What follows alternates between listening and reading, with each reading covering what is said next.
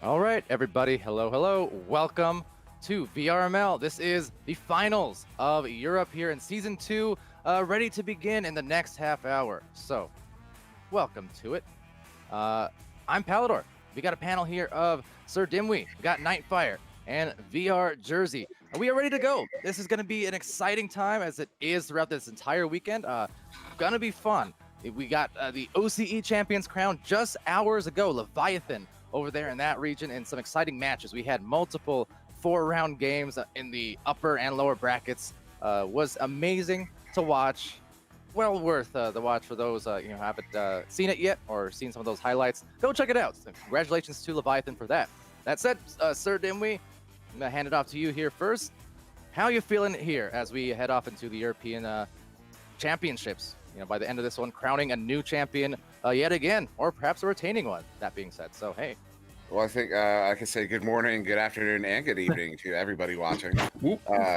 It's that time of day in the world. And yeah, this is, I have the wrong bracket pulled up, but yeah, this is a really exciting. I mean, this is it. We're going to be getting a winner here. You got, I believe we still have, it's Phantoms and Phantoms, Gravity, and Omega. I knew that off the top of my head, but it's we're starting the day, so it took me a second. But yeah, well, yeah, no, this is gonna be really good.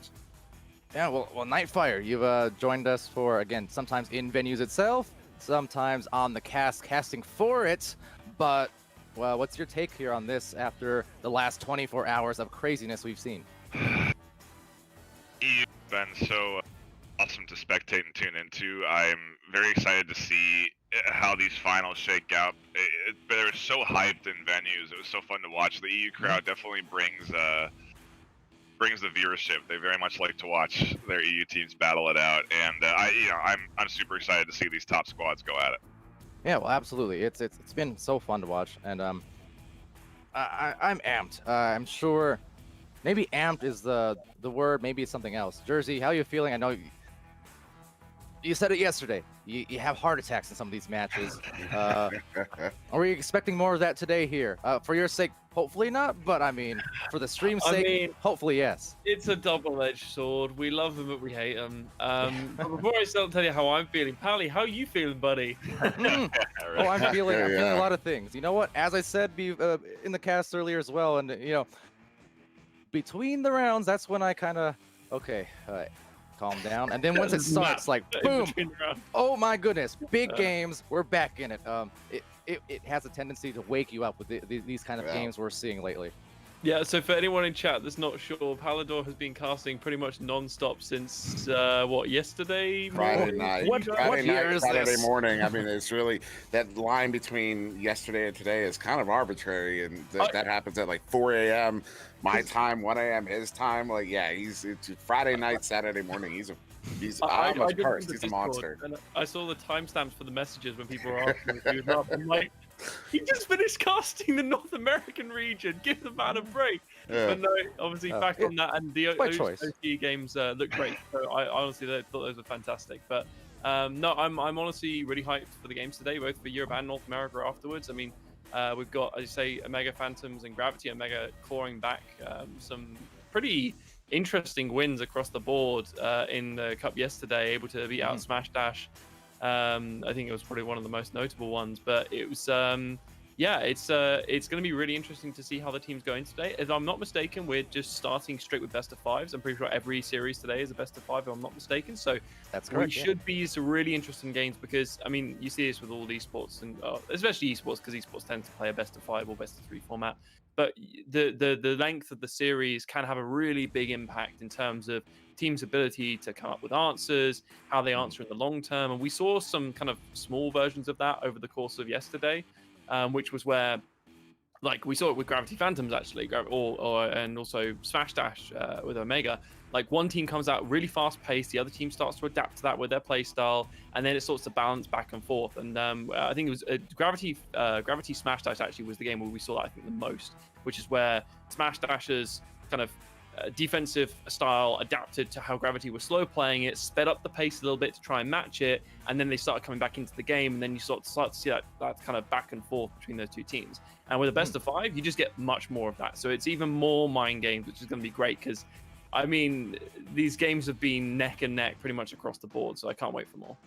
Yeah. Well, it reminds me of back during season 0, Illuminati versus Joker over in North America, and we interviewed Illuminati after the game, and we were asking, what was your thought process, throughout this series, because they had a bracket reset. It was best of 5. I'm pretty sure they went to 5 in the first round. I think the second round went to 4, and I remember they were talking about they knew, going into that first game, because there was one round that Joker actually mercied Illuminati, who ultimately won the championship. Joker merced them during one of those 5 rounds, and I remember asking about that specifically, and they weren't worried about it because they knew they were in a battle of contrition with Joker, and they saw that Joker was overworking themselves, and knew that if they kept their pace down, by the time they got to that second game, Joker would be tired, and Illuminati would still be at that regular pace, and that's exactly what worked for them. And part of the reason Illuminati got that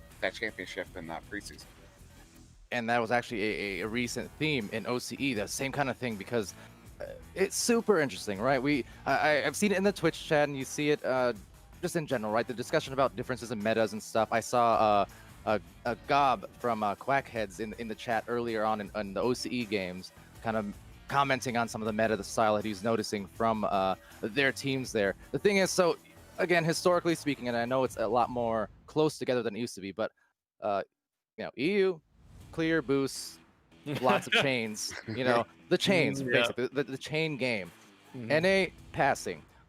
OCE, it's like a mixture between, the thing is, they're fast, they're very fast, and for especially the top 2 teams there, we saw in the finals, I mean, with 4 Horsemen and 4 Leviathan, and they can control certainly, but the thing is, when they do stop and slow it down, it's not like take a team like Kangarillas, who we'll see later today, or take a team like who we're seeing soon, whether it's Gravity and Phantoms. They're both excellent at slowing it down when they need to. The thing is, it's not like you back it out and then they're just sitting there at the midline and they slowly work it up the floor, they make their passes. When OCE slows it down, they're dancing and juking, sometimes literally dancing, and I mean like actual like dancing. Other times it's just juking, but sometimes it's literal, just I'm gonna stop and do the Macarena. Anyways, point is, they move a lot, and because of that, we saw over the course, and I mentioned at the beginning of the stream and kind of throughout, it was a running theme, like how is this gonna affect them long term? They're expending energy. Is history gonna repeat itself to a degree? Because I brought up the Joker situation, and yeah, you can tell in those long form games, it is definitely in your benefit sometimes just stop and breathe. Yeah, and, it's actually a big relief when you see a team that's looking to start they're starting to go on the front foot and they're starting to get control, and the instant you see them slow it down, it's like they just locked in everything they've done for the last 5 minutes basically, and it's just it's a nice reset mechanic from each team side to be able to breathe, control the pace, because as soon as they can control the pace, they're then playing at a speed that matches how they think they can win, which in most teams will be the successful route. Whether they need to speed it up or whether they need to slow it down and keep playing slow, depending on how much time they've got left, it's really interesting. It's a very I don't know, confidence-inducing thing to see from any team. The ability to just go, shut it off and go, no, we can take our time with this, we can play it slow, because that means that they are reading the game. And when teams that are basically having to react constantly, they don't have time to read the game. So as soon as you see that, it's like they're in control. And some of that is also having the communication. That's why you see teams like Kangarillas, like Phantoms, like Team Gravity, able to be fast when they need to be. But the thing is, when you have the communication, you're using your teammates as your eyes and ears. That's so important, because it is easier as a newer team, newer player, to just get caught up so much in the action that's happening or about to happen. You can't have your attention, 30 feet ahead of you, right? You're focusing on, okay, I'm going to grab this disc and turn around, and there's a defender about to be in my face, punching me out and stealing the disc, and it's just it's if you can have your teammates offering you that comfort of just knowing where to be, where the next pass is going, and saying, hey, you have a reset behind you, you have a reset to the side, we can slow it down and look for a better angle. that takes so much pressure off the player, and then it allows that player to therefore become even stronger because they can focus then on exactly what they're doing and not have to worry about all the context happening on the other side of the arena, or a stack that's going to be pouncing on you in 3 seconds because someone already called red, in your ear, and they let you know that you have a couple seconds or a second to spare, things like that. It's like rather than just telling your teammate you've got a problem, deal with it. Like Red's like, something's gonna happen, bad's gonna happen in the next few seconds. You better come up with a solution. Having someone in a position that's midfield and you know where they are, then teammates calling out where they are, where they're open. You just, in the back of your head, you don't need to see them. You know roughly where they are in the arena based on the amount of hours that you spend in there. It's muscle memory at this point for a lot of players. So the ability to just have that good communication and just go, yeah, just throw it over there. Even if I don't get it completely over there, if my teammate hasn't called out that there's someone like I'm bad because there's someone in the way between me and them, then subsequently it's the ability to just get it roughly in that direction, and you know that your teammate will be able to collect it at that point. And it just gives you so much confidence and flexibility to then become less of a what do I do? There's an infinite number of options to, okay, is this person near me? Are they coming forwards? Are they pushing? What are they doing? Do I have time to clear it back? Do I go up? It then becomes a very quick multi-choice, basically, at that point. It's not an open-ended question. It's which one of these things do you do? And by teams communicating and making sure everyone's on the same page through either strategy or literal comms in game, that allows you those easy decisions to make. Absolutely. And I will say I love the EU meta. I do. Maybe that makes me a turncoat a little bit, but I love passing game too. Everyone knows that. It is my favorite style. But I like, again, it's not that Europe doesn't do it. They do it differently. You see, for instance, NA. All right, they spread the floor. They're already spread out in a positioning. They're gonna throw it to different positions on the floor. With EU, they still do that, but they boost into where that disc is going instead. So it kind of effectively a similar thing. They're just doing it a different way these days, where they'll throw it to a certain spot, but they're kind of preempting that stack arriving there, and it's a different way to do it. It's fun to watch. Even the camera, I'm sure Subtlety, who is still committed to not speaking on stream for some reason. He has a lovely voice, I promise. I'm sure he can attest to it. Like when I'm camming, it is so different. I'll go for an NA cast and then to an EU cast, and it's like just all across the floor, and it makes the pacing very fun. And I'm curious, NightFiree here coming in and again casting a lot of games this season for Echo Arena and such, and doing a fantastic job of it. But as kind of part of, we talk about the newer wave of Quest players, your newer wave of caster here. What is your opinion, and what's your kind of a preference on, or just the opinion on the metas? Fast, slow. I mean, how's it for you?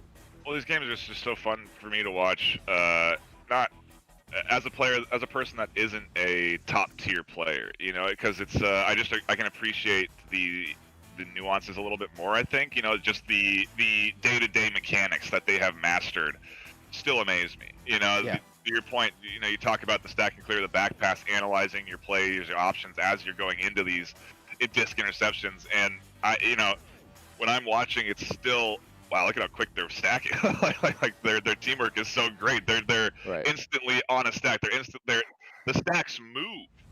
That's something that we don't talk about a lot. These guys are so good at moving so fast that they can actually manipulate the movement of their two-player stack as they're going to get these discs. And it's just like when you think about all of these little things that a lot of these the top players just kind of like, well, yeah, it's just a skill set you have to develop.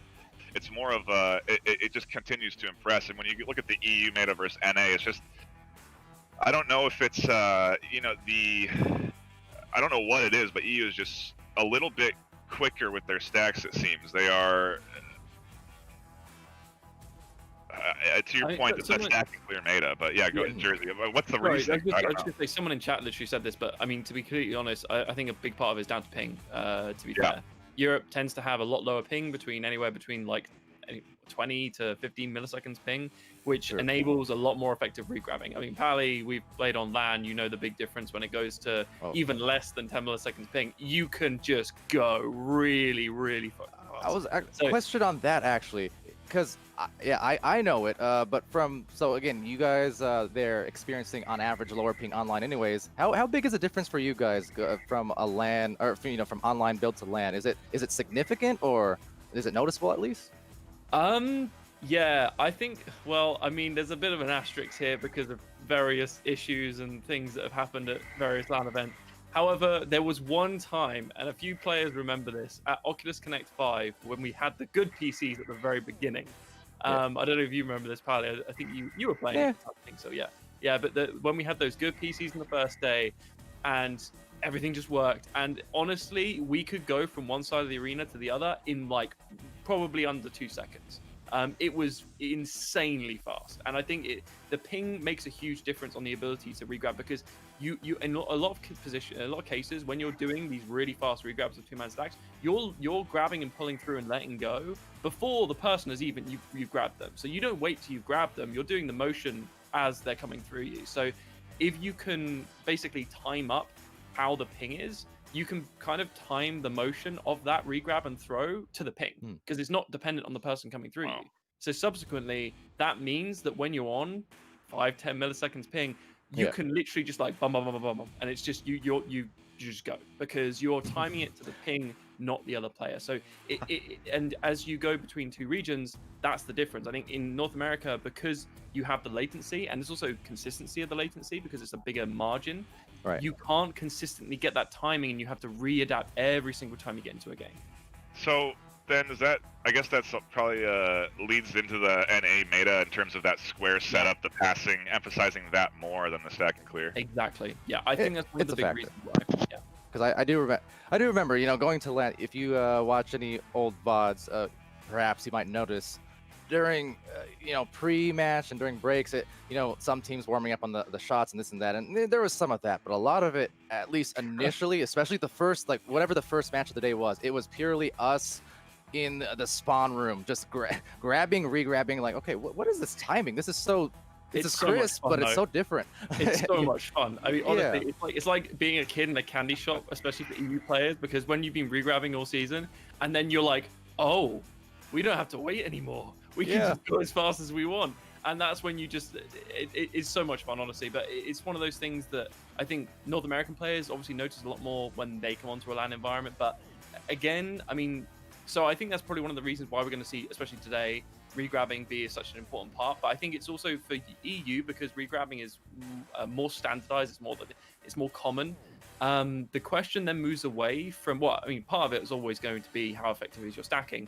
But the big question then is how effective is your dismantling of stacks? Now, we saw from Gravity, actually, going into that game yesterday against Smash Dash early on, that Smash Dash were pushing up with a two-man stack. So Gravity were playing with 4 people in their half with a view to pass it around and crash that two-man stack to give yourself the man advantage going forward. So we're seeing teams adapt. I was going to say, that was just one example. There were many over the course of yesterday. But one example of teams basically trying to adapt to punish these aggressive two-man pushes or aggressive playstyles, and that's the back and forth of mental games we're going to see today, I think. Yeah, it'll be a push and pull. I'm excited to watch these teams. I mean, speaking more on the teams themselves as we do get ready to get into our matches in the next few minutes here. But, well, okay, first, before moving on to, again, Phantoms Team Gravity, we saw them in finals in recent history. Omega, though, I do want to say, kind of surprised some people here. Now, the roster, the individual talent there is already clear. You look at that on paper, and you're already going to say it's going to be a good team, a great team, and going to go far in the league. But they did, upset some higher seeds yesterday to kind of find their way here to the second day of the European finals and into these championships. So, I mean, I said this about other teams. In North America, it was kind of the case with like Redshift, for instance, who had a very successful last 2 weeks between the Challengers Cup and then yesterday, kind of upsetting Illuminati there in the lower brackets to send them on their way. The beauty of the gameplay now is at the high level. First of all, upsets they're upsets, but they're not. It's not like the past where they're just unheard of and they don't happen. They happen fairly regularly among top teams now. But that said, I said it about Redshift, I'll say it about Omega. You take too much focus away from them, You don't take them 100%, maybe as seriously as you should, or anything like that. They're a team just as much as anyone. They can be a dark horse, and I say that as guaranteed final 3 here. But point is, like, they could really come out and do some damage if Phantoms aren't coming out with that ferocity, but the focus that they need. And well, with that said, I think I will actually one thing obviously before the show starts today is a small little shout out to Smash Dash again, because I think they had several issues yesterday, was really difficult in the Gravity game, and then subsequently went on to have again a really fantastic match against Omega. I think their mindset obviously was a bit thrown off by that, and I think we've all been in a position where technical issues have put us off our game at some point or another through various competitions. So don't even like the other day, we spent more time debating than playing, I think, over various technical issues, to be completely honest, when we were playing. But that said, in a league long ago and a year far away, it rings a very vague bell, but only a vague one. But I think Omega did a fantastic job of playing into basically the game that they had and the games that they had yesterday. And I think basically the first 2 rounds of this game against Phantoms that they're going to have will, for me, tell me how they're going to perform today, because they either come into this and start upsetting pretty early on and start putting Phantoms off, because I think if Omega is able to get any sort of a lead or any sort of a kind of an early couple goals in, it might throw Phantoms off quite a bit, because obviously a seed that's come through, upset a few ranks, they get a few goals on you, and you're like, wait, we shouldn't be conceding here. Like, we shouldn't be giving up goals left and right. And then suddenly things start to kind of fall apart to some extent. So it's going to be interesting. But that said, you've got the players like Boop, Torin, Little Rad on the side of Phantoms as well, who are vets. So I mean, Boop isn't phased by anything, I don't think, at this point. It's very hard to tilt that person, but he's ready to play today. Oh yeah, based on what I've seen, he was ready yesterday. Immediately after it was over, he was ready during the end of VU. He was ready during NA. He was ready during OCE. I saw the comments. He's ready to play. I'm ready to watch and to just enjoy whatever this show is about to provide. So with that said, ladies and gentlemen, joining us in Oculus venues on YouTube, on Facebook, on Twitch, thank you for doing so. You chose the right place to be. So from our casting crew here on the panel, I'm Palidore, that's SirDimwi, NightFiree, and VR Jersey. We're going to be right back after a brief intermission, and in the very near future, just minutes away, we're going to get started with the rest of the day. The time is soon, folks. A champion to be crowned here in EU. We'll be right back.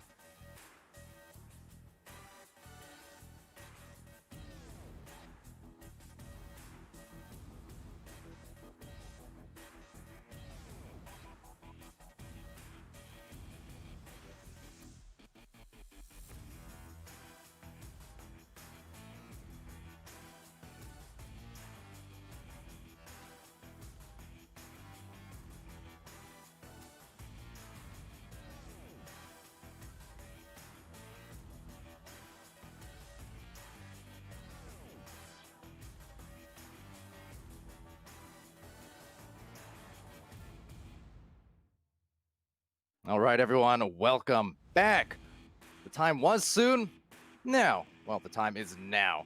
It's the start of our European Championships. This is the day 2 of the finals weekend. This is 3 months now, the last 12 weeks, extending the regular season into this post. And we are ready, posting up here on the casting desk. I'm Palidore, and VR Jersey going to be casting alongside me with SirDimwi on the analysis, and so much for subtlety on the cameras. Getting ready here for Phantoms versus Omega. Jersey, we touched on it here just moments ago in the pre-show, but again, this is going to be a very important first round, especially for both these teams in the sense that Phantoms, obviously, they're locked and loaded. They're ready to go and looking for success in lower and upper bracket. They got to get through Omega first. Omega is a team who is an absolute dark horse in the sense, they took out lower seeded teams to get here. They can still go further if they're not, stopped and just fully respected here in terms of their ability. So here we go. We're underway. And right off the bat, we're seeing a very aggressive joust coming out. Ooh, very interesting two-man stack coming out of the side of Omega. And they are going to be able to get that disc off of Phantom. So a good start from the side of Omega, able to get this first possession of the disc inside Phantom's half. They are seemingly taking it slow. They do have the man advantage with a stun going onto the side of Phantom. So this is a good start from Omega. They had a good solid joust, a good follow through. But a steal there from Little Rad's going to turn that on its head and send it back into Omega's half. This is now going to be a race. So this is where you would favor Phantoms, but Omega looks to be getting back. Oh, but a shot from Torrin goes wide. It will be collected by Little Rad and sent back. So this is now Phantoms in control in Omega's half.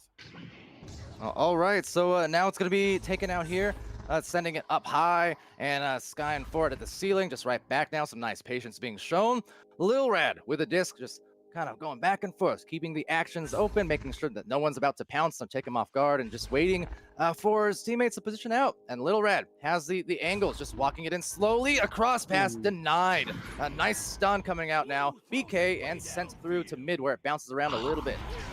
That clear was so close to being so good for Omega. It just gets stuck in the midfield. They sent a two-man stack really deep a bit too early, and subsequently they now caught out actually in the midfield with Phantoms moving up. Omega have two players out of position. They're looking to stack those, so they may be back in time.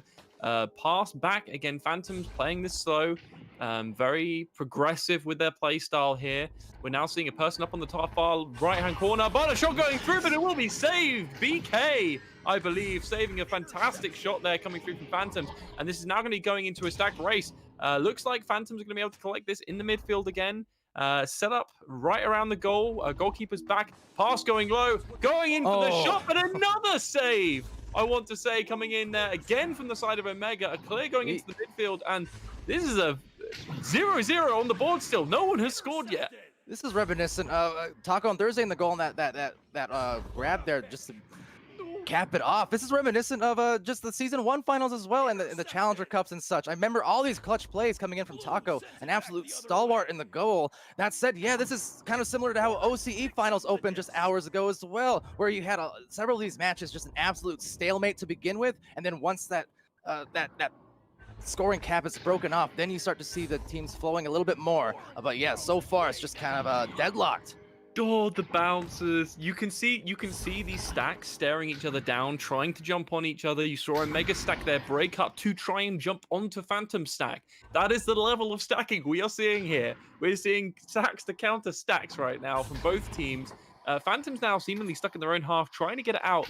They're playing this slow. Torrin's on defense. Torrin has been a fantastic keeper throughout this competition, but we are now 3 minutes in with not a single goal scored. This is going to be incredibly close, but we have a pass-through going from behind the goal. Ooh, and another save from Taco coming through. A fantastic clear this time. This is ending up right in the side of Phantoms. They're going to collect this. Phantoms have 3 people back on defense, 2 people back on defense. A pass going low. Oh, but it bounces off the bottom of the goal just before the player can get to it from the side of Omega. But a stray pass might actually keep this back in Omega's control, and it will. Now pass going low, goes underneath the goal, but he sends it too high. And this is now going to be around the goal. Omega still have control, but for how long? A pass going low, he goes back up and he gets the shot. 3 minutes and 30 seconds in. Taco on Thursday saves it, sends it the other end, and about a minute later scores the goal. It took a few tries there on the offensive end. Obviously, defensively locking it down. Knows that every single disc that goes through is just going to be ultimately adding up to potential devastation. They cannot give up anything easy, and they have not thus far. Turning it into points on the other end now as Phantoms, once again, they're rolling out, but look at the patience being shown. They are not in a rush. You can see the stack even just kind of waving at them, directing traffic a little bit. Not in a panic whatsoever so far as Torin works it up. And this is exactly what I talked about in the pre-show. Look, they kept 3 players back in their half. They tried to play the stack around. They were waiting for the stack to move so that they could pass around them and try and stun them out because they knew it gave them the man advantage. They've got 3 people moving up and a pass in front of the goal to Boop, and Boop doesn't miss those. That will be 2-2 now between Phantoms and Omega. It's all you need sometimes. The first goal to go through, it could take 3, 4, 5 minutes. Doesn't really matter. But once it's scored, that's enough to kind of relax the shoulders, right? These high-pressure situations here they're finding themselves in. This is what they live for as players, but at the same time, it is what kills you sometimes. But once you're in that headset, once you got the flow of the game going, it all fades into the distance like butter. And then the game gets going as Lil Red gets stunned out, tries to headbutt it down, taken out by Boop, and Boop the reset wisely here, able to find some space on the clear.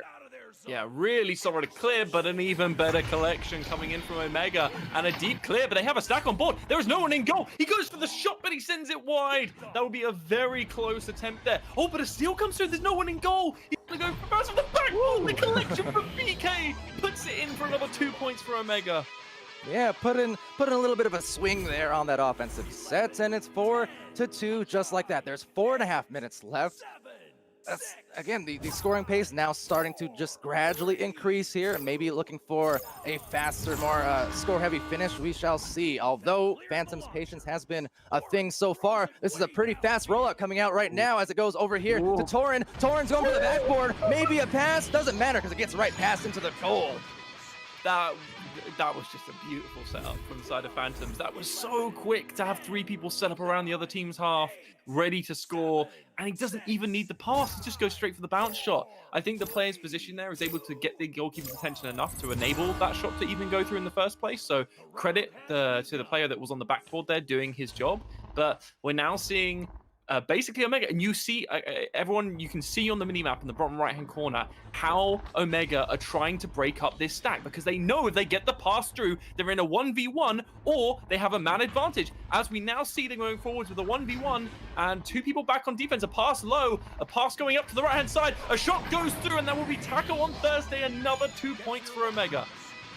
There's the pace continuing to increase. 6-5 now on the scoreboard, favoring Omega here. Torin in the goal, had his hand in the right spot, but just was a smidge too late on the reaction there. And the closer you are to the goal, and the more clutter you got inside there from all the offensive players, the harder it gets to save those.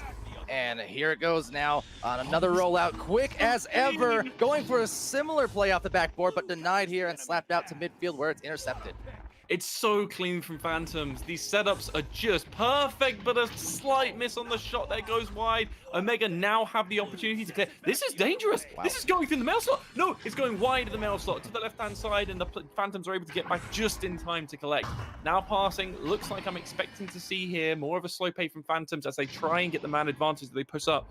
So far, I would say Phantoms have looked more dangerous on their setup plays than they have necessarily on aggressive pushes, but that was very close to a goal for Phantoms there, almost collecting that with an open goal in mind. And this will now be a bit of a clear and collect job from Phantoms. Again, no one in goal. We're going to now see Emil clambering back into position. As with the rest of Omega, Phantoms now looking to slow play this. As you can see, 2 players on the left and right. Now starting to switch across, draw players out of position. They have a man advantage if they can bring that person out, which they have done now. So this is where the Phantoms now want to start moving forwards. They have a free pass onto the right. He's going to take it. Will he get another pass through? No, he's going to go for the shot. He dings it. Oh, he collects it again, but a steal there comes through, but a little pass collection and a send into the goal from Little Rad from behind the goal will be a fantastic little conversion there that they really needed right then. Some of those grabs, wow, back and forth. Initially, obviously intending for that first shot to go right at the feet, intending for that lower placement, trying to avoid what otherwise has been some, again, stingy defense. That's the thing. Whenever you have a great goalkeeper inside those goals, they make you think a little bit extra before you shoot it anywhere near the middle of their span, as that goes right past the goal, and it will be snagged out by Torin. That was so close, and I'm sure they're going to be wiping sweat off the brow that time. Yeah, I mean, we saw this in other games from the side of Phantoms as well. Torin getting quite aggressive on the goalkeeping positioning and leaving the goal open, and we saw that there. Almost an attempt to punish that from Omega. Not quite in place, in time, fast enough, but this is close. This is a lot closer than I was expecting for the first game, and Omega are actually coming out the gate swinging. We're now seeing a fantastic clear going through the midfield. This will make it deep. These clears have been on point from Omega, but it will be collected by Phantoms just below the goal. The two-man stack from Omega. Now getting to that, but a collection coming through from the left. The remaining two members from Omega. There are now 2-0 in the goal, and oh my god, Dave Stan 2 points from behind the goal. It's Omega in front with not much time left on the clock. Not much time at all.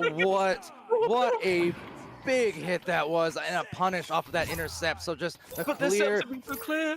Like, their setups have been so clean. Phantoms, you've got to do something now in this joust. We'll have to see what they come up with. Well, we'll see. I mean, we have seen stranger things, and we have seen a lot of these late game rallies. Let's see here as they set up 6 seconds remaining. They're going to go in. They're going to be stunned out. It's going to be one more grab here. Tapped out. A hero fling for the win. And now it's going to be the goal. It's 9 for Boop, and they take it. Oh my god, that was so close. How much time left on the clock for that shot? What are you doing?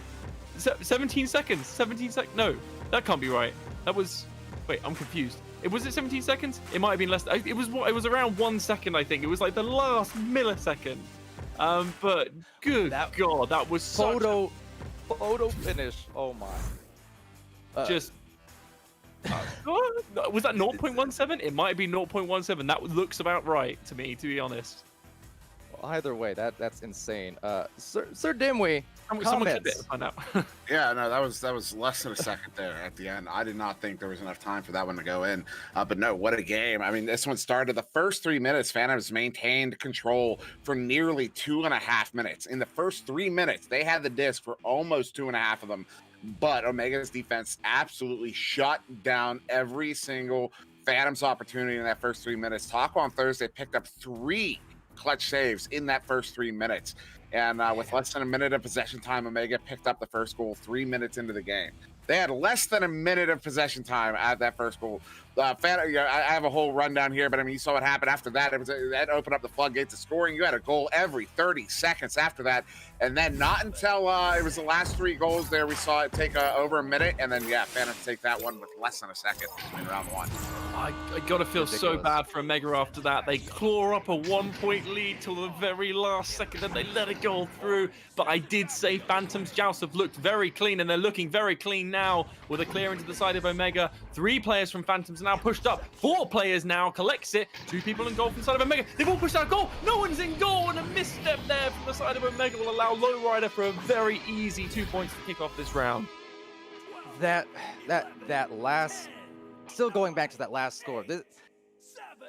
If Omega had won that round, this is what we were mentioning in the pre-show.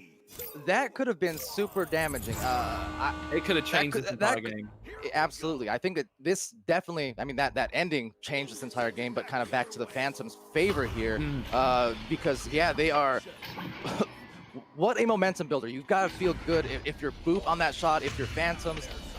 For Omega, now it's kind of in their court in terms of just restabilizing and trying to wipe that off the mental slate somehow.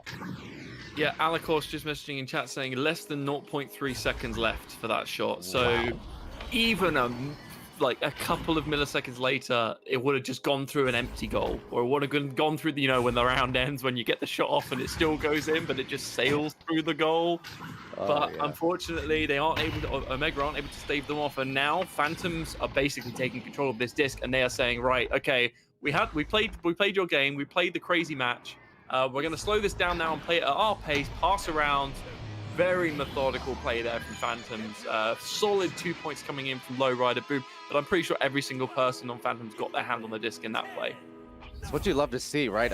Obviously, teams, there are people who are more kind of geared towards midfield or more geared towards goal or strike. But the thing is, at this level of play, it does not mean they can't do a little bit of everything or a lot bit of everything. So even though you might have roles, you gotta know these players are all capable of it. And when you can get your entire team involved via that passing game, even if you're not all shooting or scoring, if everyone touches that disc, you're at least keeping them engaged in what's happening and then focused, on what they need to execute, as opposed to being a spectator where they're just kind of watching everything unfold. Yeah, and we're seeing a very aggressive attempt shot there come from BK, but Tackle on Thursday collects the clear, sees the goal open and takes the shot. That is 3 points that I think Omega really needed to bring momentum back in their favor, because Phantoms started looking really strong there in that first half. But I will also say, I think I've noticed already coming into the second half that Omega seemed to be playing a little bit more reserved. I saw Dave Stand, as soon as he got to just move back away from the goal, where he actually had a 1v1 opportunity because the stack from Phantoms was crashed.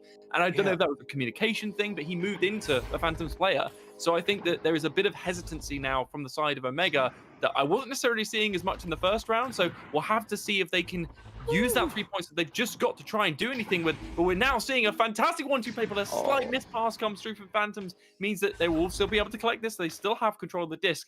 I mean, this is the benefit of being such a good team. You're able to collect the disc in situations and clear it just to players that you seemingly should have no idea that they're there. And we see another pass come through, but an amazing defense from Omega again. A bit of a wide pass comes across, and now this is a chance for them to clear it. Will they be able to get there in time? No. But pass back from Phantoms again, having someone ready to collect. And we're just seeing this back and forth on the defense from Omega here now. Yeah, and Phantom's looking scary, but so is that defense. Taco right there in the goal with another one just at the top of his wingspan, jamming it down there. Has Dave Sand and Emil now all lining it up. This is again, the defense is immense, but they got to turn it into some goals at the same time here. Like, yeah, you see that stack there? They were too fast. They faster than the disc. They just caught it before it even bounced, and that was like a 19 meters a second disc. Like, you see how fast these passes and these stacks go, and you're not that surprised.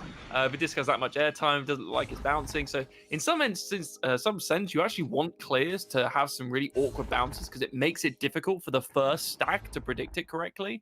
But we're seeing that have attempted very greedy deep pass there coming through. This will now be a 1v1. They've got stuns on the stacks. But no, one of the stacks does get through from the left-hand side from Phantoms, and they are able to get the disc away from Omega. Omega now stacking back. They've got a pass to Boop on the left-hand side, who's going to be basically taking his time. Omega have completely moved off the disc now. They're in their own half, waiting for Phantoms to come to them. So Phantoms are now basically looking to play this stuff. But a very deep boost here is going to come through. An attempt to try and bypass the defense entirely. But a shot comes in again from Omega in a bit of an awkward position. The boosts have come through. There's no one from Phantoms in goal yet. Phantom stack has been stunned out. A pass comes through, and Emil gets it in for 2 points. That is the power of stunning out those stacks from the other team. Yeah, absolutely. You mentioned it too. Even on the play a couple possessions ago, you mentioned, it had a 1v1, then it wasn't. They had an open shot, and then there was a defender who got back almost on time. But the thing is, you're not wrong when you say that. That is the devastation of that kind of speed, because you can turn absolutes. I've caught myself so many times that shot is going to go out and just not be caught up in the rim, but it will still be rebounded here by Emil. So he's going to drive it in. Has the defense getting back now. Just going to fling it for just losing the handles now, and back to Boop. But again, an open shot suddenly turns very much not open thanks to all that speed you see here. A lovely little dink there off of that, the rim of the tunnel there is going to set that up for a really nice clear. However, it will go right into the hands of a Phantom's two-man stack. And you're seeing the two stacks from Phantoms split up on the left and right-hand side of the map. But collection from Omega, having a very deep defender here, goes for the clear. But Phantoms are ready for this. This will now be a very quick race. Omega gets a good clear through. But the question is, who's going to be there first? It will be Omega. There is no one in goal right now, but he can't get to the back. He goes for the backboard shot and misses. Oh no, Phantoms now with a fantastic clear going deep all the way into Omega's half. Phantoms are there first. They go for the shot and they do not miss. That is 3 points for Lowrider in response to a fantastic race. Oh, that's so punishing, because the little things like that are the kind of highlights you look back to after the game is over, and you think, oh, maybe I could have done that a little bit differently. And then when you don't, the Phantoms are a team who will punish one way or the other a lot of the time. I mean, they do on that occasion. And they're going to roll right back out here and just try to kind of undo what happened there for Omega, that is. And They're going to try and find those passes at the midfield and just, again, take it one step at a time. They've actually been pretty nice and stable here overall, despite that game winner in round 1. Not looking bad at all here in this round, and they might have a chance to tie it or take a lead with a fling here going towards that goal, but a good punch out, still retained by BK, whirling it around, and now the reset. Yeah, this is looking so dicey, but well played from Omega. Omega really trying to pass it around. Oh, but another attempted shot off the backboard. Stop it, guys. You can go for the goal. Just get the extra passes in, be in slightly better positions. I'm not sure if it's they feel more comfortable with it or they think there's an opportunity there because of how aggressive Torin tends to play. Because if Torin's always going to push out and you get it behind the backboard, there's just no way of him coming to it. But they've done it so many times now, it's almost predictable at this point, and they aren't converting these goals they need to convert. There is 2 points left on the board, 2 minutes, 30 seconds left. They are now pushing up. Oh, what an amazing pass backhand into the goal by BK there. That was beautiful. Once again, I'm getting flashbacks to Season 1, Challenger Cups, and Finals. Some of these plays are giving me just amazing flashbacks. These highlights, that was a stellar put through. Very decisive, didn't waste any time, didn't have to think about it, just caught it. He already knew where he was. He had that instinct to know, I'm this close to the goal in relation to where it is. I'm just going to fling it in the direction, and it's going to go in without a chance to even save it because of how close and how quick it was. It was a behind-the-back slam dunk, basically. Yeah. Flying flyby, and we're seeing right there off the back of that a little bit of a misplay on this pass coming through from Phantoms, but the 2-man stack from Omega is there, not able to punish. We are now seeing, again, Phantoms basically just keep this back and forth going. They wait till a single defender is out of position, they play the disc in, and then they punish. And we're seeing that right now. Omega are doing their damnedest to try and stop this from happening. They know what Phantoms are trying to do. And this person that's pushing out on defense needs to continue to get this back and forth going. This is what Omega does well. They're doing this really, really effectively. They just need to keep this up. But as I say that, Torin finds a lapse in the goalie's attention, and he puts that in across him. And the Torin there going for the anchor, something not all too uncommon to see. I recall that, about a year and some months ago as well. He's a player who can score from anywhere on the floor. He can do pretty much a bit of everything. An excellent all-around player for sure, but definitely deceptive at times with just those shots and making it hard to save on those anchor plays. They're going to have another chance at it here as a Lil Rad goes for that pass. A nice catch and a wise reset as well, because Lil Rider was going to be off balance and a defender was nearby. Yeah, and Phantoms, whenever they have the disc, they just look like they have so much control of the game. When the disc gets away from them, it then becomes a really interesting mix-up, but a ding there goes across. Oh, and a pass onto the backboard, and that will now be a 4-point lead, I believe, to Phantoms with 30 seconds left on the clock. This becomes very difficult, I think, if not impossible for Omega to try and answer. We'll have to see. I don't know if there's enough time on the board. Yeah, not going to be there, unfortunately, for Omega. But you said it yourself, Jersey, as well. Just a team who can be that in control, even when things go wrong sometimes. Even if a play kind of miscues or misfires, as Dave said, maybe goes for one more consolation, but no consolation. Torin ain't sorry. He got the disc and the save. And the round will indeed go here, the second round, to Phantoms. SirDimwi, what you got for me? Yeah, this is... I'm gonna give a Taco on Thursday gets the MVP in that round there. I mean, really, Taco's getting MVP, I think, in both rounds so far. He is playing out of his mind. I wrote down his name, I don't know how many times here, but this one started. Phantoms open up round 2 with a goal a minute, quickly going up by 4. But then 2.5 minutes later, Taco on Thursday gets an amazing read on a clear and without hesitation takes advantage of an open lane, open goal, and sends it in for a 3. Taco on Thursday got another amazing save at 3.5 minutes in, keeping Phantoms within 1, and 4.5 minutes later, at 4.5 minutes in, Taco again picks up another beautiful interception, providing Omega with another opportunity, but Phantoms recover, and then 30 seconds later, Taco gets himself to a free disc near the Phantoms bubble on the far side, sends a cross pass to Emil, who hits the 2, giving Omega the 1-point lead.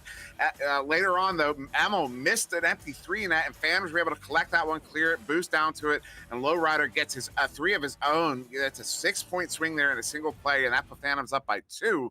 And then with 2.5 minutes remaining, Emil serves a beautiful pass to BK right under the goal. BK sends it in for the tying goal, setting the score to 7-7. But then with just over a minute to go, Lowrider hits Torin with a pass on the shoulder. Torin hits a ridiculously high angle shot for a 2. And then 30 seconds later, Torin puts in another, pushing Phantoms up by 4 with only 15 seconds to go after launch. And that wins the round. All right. Thank you, Dimwi, for that analysis. And here we go for the third round. And that's a, wow, fast joust. Once again, quick thanks to everyone joining us in Oculus venues, Twitch, YouTube, and Facebook. And we get a good look at the open goal. No, it's going to be denied. Coming out the hands too slow, it seems. And right back here to Dave. Yeah, and I think what Omega needs to do over the course of this game is really just to try and deny possession as much as possible, because when Phantoms have the disc, or we're seeing an attempted pass up the goal, that's the problem with an upside down player there, is that they're really difficult to try and get those passes if you make it the wrong placement. And visually it's also quite hard to pass them where you know it'll be good. Oh, but an attempt at a 1-2 there into the goal does not connect, and it dings off the side of the goal. And that will be now Phantoms clearing this into Omega's half. Omega are able to collect on defense, but Phantom Stack is very shortly behind.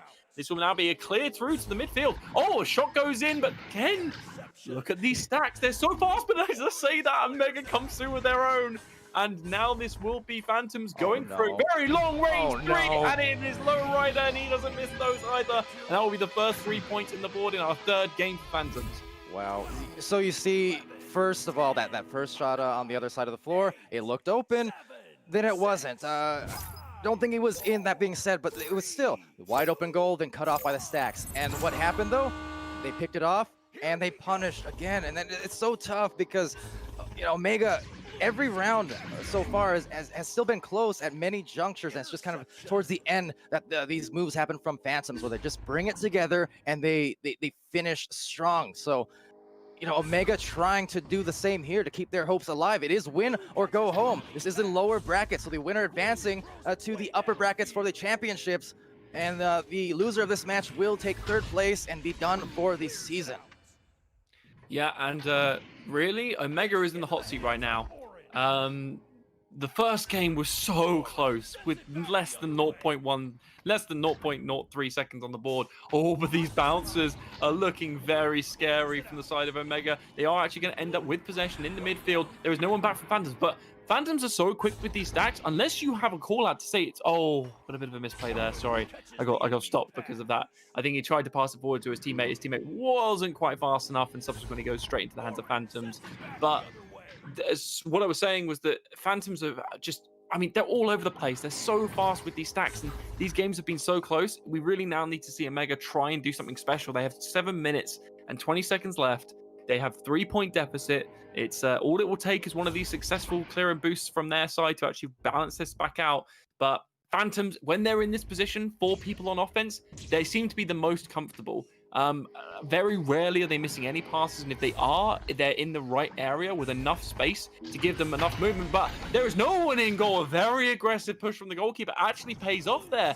Now Phantoms are stuck in their own half, or stuck in Omega's half. Omega are boosting. If Omega can get here first, they might be able to have an opportunity, and that will be tackle on Thursday again coming through. MVP in the first 2 rounds, probably MVP in the third at this rate. Yeah, and just trying to convert that you know, MVP worthy effort there into the wins. That is what they desperately want. And they'll trade all the MVP awards in the world for a win here, and trying to do just that, just bring it right into the goal as the launch out comes here. Boop in the tunnel, just eyeing down as his stack approaches. They've got that slow game, but you see on these jousts several times, even in that game winner earlier, they've got that fast game. They're going for a fast one here and just weaves it right through the defenders, and they find essentially a one-on-one with the goalie. No one else really in there to bother. Yeah, that's a real difficult one. The player on the left-hand side that was defending pushed out a little bit too far, and this is the problem. Basically, Phantom's offense in that sense is basically probing. They're just setting up with 4 people in your half, and they pass and pass and pass and keep probing until you have one player out of position. They make that pass, they thread it through, and oh look, they're suddenly in a 1v1 opportunity. And with the players that they have, it's very unlikely for them to miss those. As we're now seeing Omega basically pushing very aggressively, a shot coming through. I think this will be a little bit too high. Will be too high. Will come across, and Omega will be back to collect. So this will now be going for another clear, but this is a bit of back and forth with clears between Omega and Phantoms now. Oh, a weird bounce. It's actually going to end this back into the hands of Phantoms. Sorry, Omega. This is now a 1v1. Oh, he goes for the backboard, and he gets it. Dave Stan, 2 points on the board. Yeah, nice hit there for Dave Stan, bringing it here. 5 points now on it for Phantoms and 4 for Omega. So important score here coming in. I mean, still half the round to go, but just in the context of your 2-0, this is best of 5. I mean, this is literally, this round is for the season. If you're Omega, they have not disappointed whatsoever this weekend. So But clean. they gotta make something happen, and Taco again, he's making it happen on his own accord with another slap through save. And a good solid clear here is actually going to end this in their half. Omega's here. No, Phantoms aren't. They're going to take their time, but he gets it in. Dave Strand again, another 2 points. This is now Omega bringing this back. Oh, I almost, I kind of tensed up there because you saw on the retrieval off that boost, kind of got stuck on the anchor, you know, got the awkward grab where it couldn't let off. So I was thinking, oh no, that's going to change the momentum. It's going to be a save, but no, got it through still yet. That is a big shot now, 4.5 remaining. Taco is single-handedly keeping Omega in this game. We saw this yesterday with the likes of Street Boo in goal, Torren as well in some games, and just across the board, there have been some very standout performances, and Taco is having one of these today, but we'll have to see what he can do. Can he get the steal? He does! He sneaks through. The comms aren't there from Phantoms. This is going to be a successful clear going into the side of Phantoms. It looks like it's going towards the goal. Phantoms will be back on their two-man stack, able to collect. Phantoms now able to get away from Omega. Omega seem to be sticking around on defense. I mean, they do have the point advantage, but with how Phantoms play, they could play this 4 minutes out slowly, and if Omega lets it happen, they could end up in a position where they concede.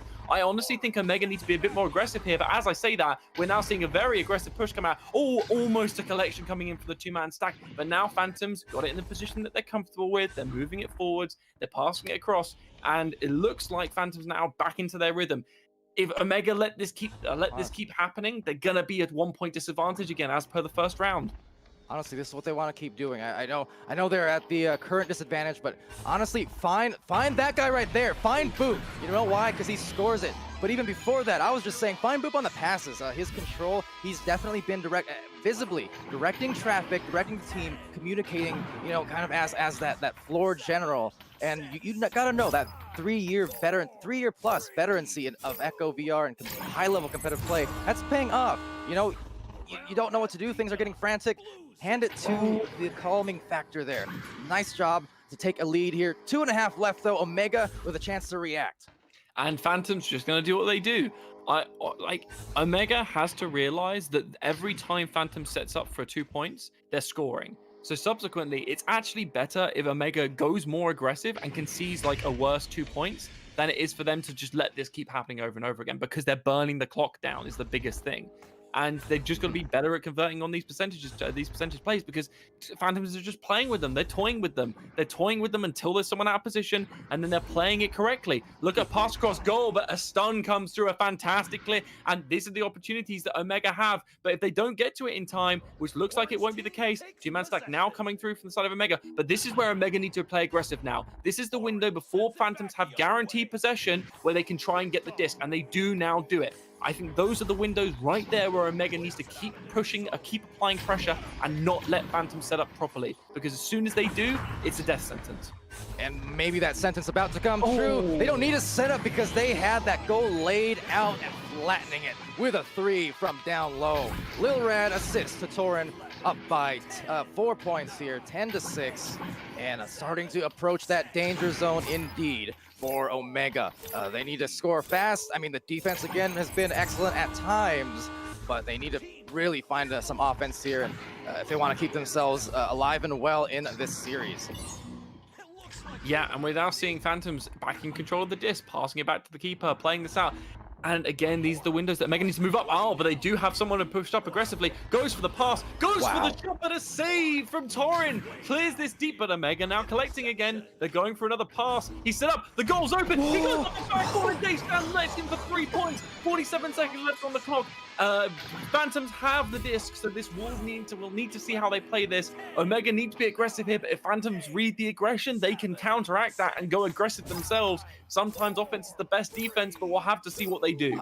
I can't believe that shot. The thing, so it made it hard to read on the save because it hit such an awkward spot. I mean, I still might have been there, but that square of the pyramid, that tiny spot as the steal goes through for Lil Rad here, trying to keep it up and not wanting to meet the same fate basically that they handed over there to Omega just a couple rounds back. But they got the control, they got the open goal, and with only a few seconds left, no slap, but doesn't matter. This is going to be the end of the road for one, and now the continuation for the other as Phantoms.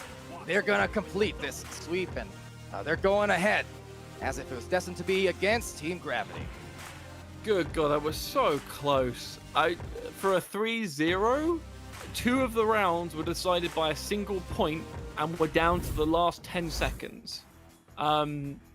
So yeah, I've got it for Omega. I really hope they would have been able to squeeze an extra round out, and I honestly think if they got they prevented that last goal in the first round, they may have been able to swing this just a little bit enough to secure like another win, maybe take this to 5 games. But Taco single-handedly keeping the prospects of Omega alive throughout the course of that game. But as the fates do dictate, every season it is now going to be a Phantoms versus Gravity final for everyone that's watching. I mean, just so and not speaking on what's going to happen, because later on we have Kangarillas facing against Spaghetti after an upset. Spaghetti faced off against them yesterday and handed them the defeat. But I was going to say, kind of similar to what I always say about Kangarillas and Team Joker. But yeah, absolutely, Phantoms and Team Gravity, that's becoming its own thing across the seasons and so on here, just preseason. And I mean, it's always entertaining. Omega, I gotta give full props to them though. I mean, again, they got very far here in the season against many people's expectations. Perhaps they showed what they're made of, and they are made of some heavy metal and a lot of great things going for them. They stick together here, certainly, and looking forward to their season for next time around. That said, SirDimwi, any other input you want to give there? Because, well, I guess we said coming into it, Phantoms were focused, going into the match. They wanted to play this badly ever since yesterday, and well, they came through. I just can't believe this scoreline. Like, I have a whole recap of the game, but I mean, it's some of the stuff we saw there. I mean, Dave Stan, that shot he had, man, off of that was an impossible angle. That's what I'm calling. That was an impossible angle shot right there. And then look at that scoreline all the way down the center there. I mean, 9-8, 11-7, 10-9. Phantoms barely won. Yeah, Phantoms barely won. Omega's defense was insane. They were so hard. I mean, it's one of those things, like, you didn't see a lot of stops on the defense, but that was because Phantoms are really good. Not seeing a lot of stops is not indicative of them not getting a lot of stops. It was Phantoms wasn't letting them get the stops because Phantoms were getting those reads. They were seeing what the defense was doing, and they weren't going for those extra opportunities. Some teams will try to just push through. Phantoms wasn't doing that. They were being patient. They were looking for their lanes. That's how they were scoring their goals. They were picking up these really tight lanes, these really rare mistakes, opportunities that would get them those one-on-ones. But they barely won. I mean, this wasn't. I know it was 3 in a row, and I know that to some will say something, but like, I'm amazed at how well Omega played here. I was not expecting this, and they deserve a best of 7 in my opinion. I'm gonna be real. Absolutely. Yeah, it was so incredibly close from Omega, and I mean, I said it before, but Taco single-handedly kept them in that game throughout from start to finish. I think his plays both on defense and offense, the saves, the scores, just everything was a fantastic word. Dave Stand also stepped up in the last game as well. I mean, everyone from Phantoms kind of fulfilled their role, I think, in terms of what they did. Lowrider was able to get some solid goals. I mean, basically everyone on the side of Phantoms pretty much just didn't miss any passes or missed very few passes. They scored when they had the goal scoring opportunity. So it was much more of a kind of a steadfast team kind of joint effort from the side of Phantoms. But again, as you say, it was so close. 3-0 feels bad given how close it was. I mean, I would have loved to see another game because it flipped back and forth to Omega. Looks like they're coming back into it to, oh no, Phantoms have got possession. They're going to run down for another 2 minutes or so. But the back and forth was really close. So I'm hopeful that going into the next game, we should have another really close match on our hands. You got to wonder too, just on that note, if that game winner, if that had not happened in the first round, if things would have been different. I will give credit again to Omega and the fact that they did not actually seem all too phased by it, at least not after the first few minutes of the next round. I mean, they were right back into it, taking a lead here and there by a point or two. So, yeah, definitely indicative of, again, a strong team now and in the future. But that said, in the future, the very, very near future, ladies and gentlemen, we've got not only a rematch, we've got the match coming up next. It's Phantoms. It's Team Gravity. This is for the championship coming up next, so stay tuned.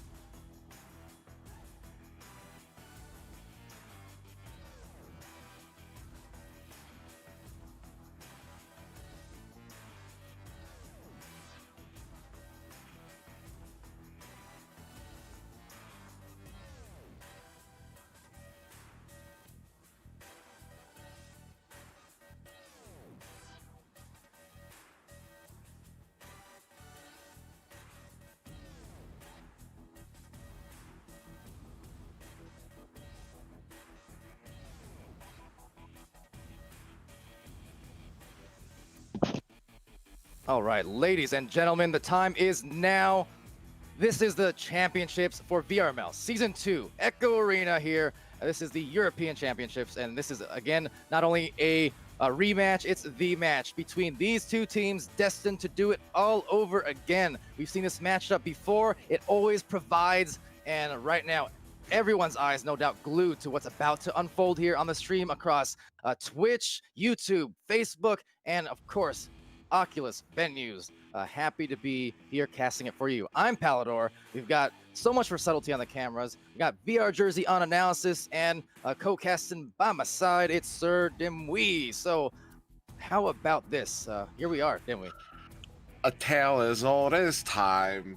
Phantoms and gravity. Oh, I did it! Well, dude. You did something, but I will agree that this is a beauty, and I'm about to watch these teams beast. Dude, I'm so excited for this. I mean, this is you know what I mean? These are the teams. These are oh, look at that. You're not getting what I'm getting, subtlety. Oh, that was a beautiful boost there from Phantom to start with that one off. But Team Gravity's gonna hit that headbutt. But Phantoms there gonna get that pickup and send it out. That was a 1.9 second down time to Gravity. You know, Phantoms did the reverse boost coming out there. At getting crafty with it, we already saw some amazing launches that provided some great highlights just in the last game alone. Some game winners in there unfolding again for those joining us. The championships here for Europe, and this is best of 5, and also still that double elimination factor. So Team Gravity not going with a defeat yesterday. Therefore, if they win here in this first series, that is it. They are coming away with the championships. If Phantoms take this first series, the brackets reset to a grand finals, and we do another best of 5 to determine the winner. Now, here we go again. It's scoreless in the first minute, and it's intercepted by Al Pacino. Al Pacino picking that one up. I told VR Jersey at the start of this, I want to say Al Pacino's name a handful of times. I love saying his name. But that's going to be Torin picking that one up. I definitely will.